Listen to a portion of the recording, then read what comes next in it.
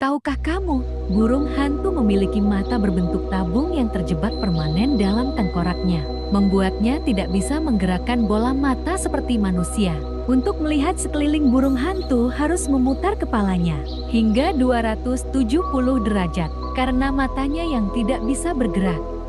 Mata burung hantu sangat besar, beratnya bisa mencapai 1-5 dari total berat tubuhnya. Jauh lebih besar proporsinya dibanding mata manusia.